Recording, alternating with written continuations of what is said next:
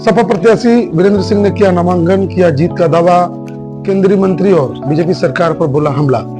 खबर चंदौली से है।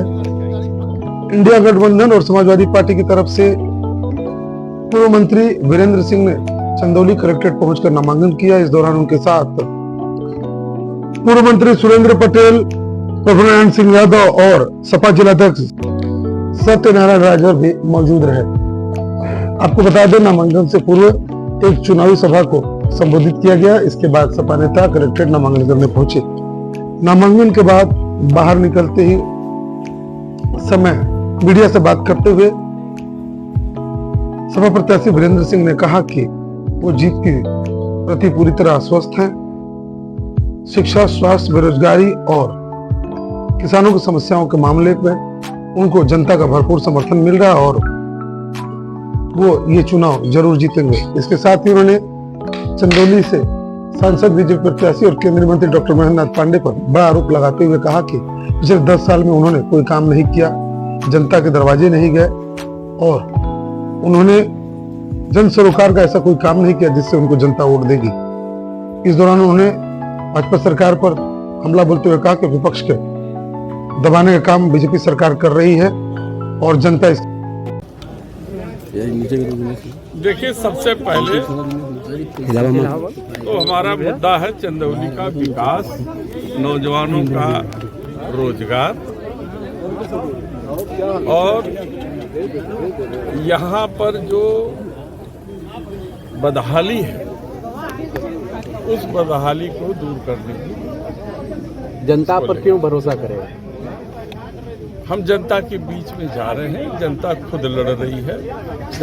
जनता उस पर भरोसा करेगी जिसको 10 साल तक रखा, वो किसी के सुख में झांकने नहीं गया, क्या और किसी के दुख में नहीं खड़ा हुआ, किसी की बात नहीं सुना, किसी के दरवाजे पर नहीं गया, न कोई जनता उनके दरवाजे पर गया, न उनके लिए टेलीफोन किया, न एक ठो गंभीर रोगी, प्रकृति के रोगी के पक्ष में एक ठो पत्र लिखा। 50 करोड़ सांसद निधि का हिसाब नहीं दे रहे तो उसके पक्ष में खड़ा होगी। लेकिन रोड मैप है चंदौली के विकास का आपके पास?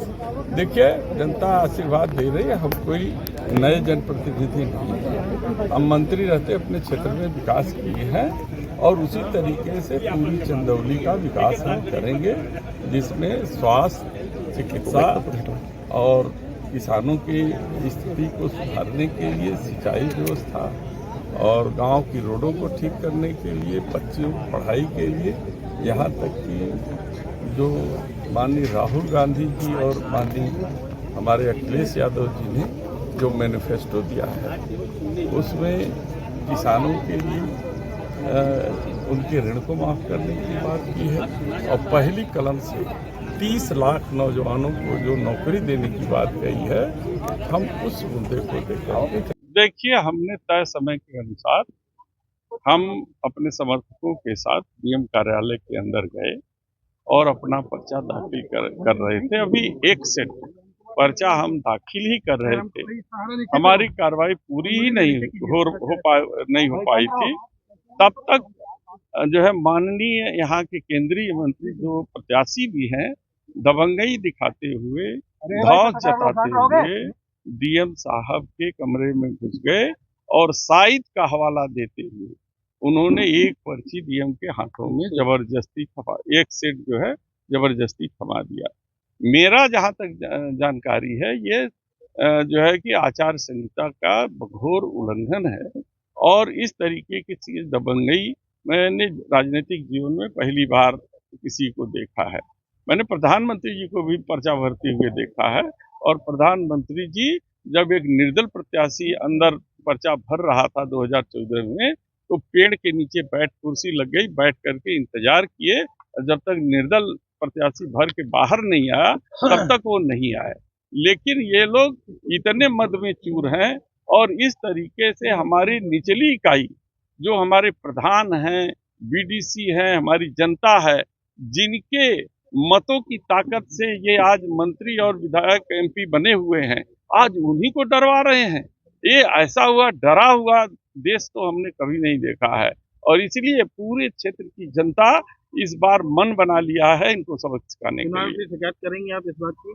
हम अपने वकील से बात करेंगे और इसकी बात की सूचना जरूर हम चुनाव आयोग को देंगे।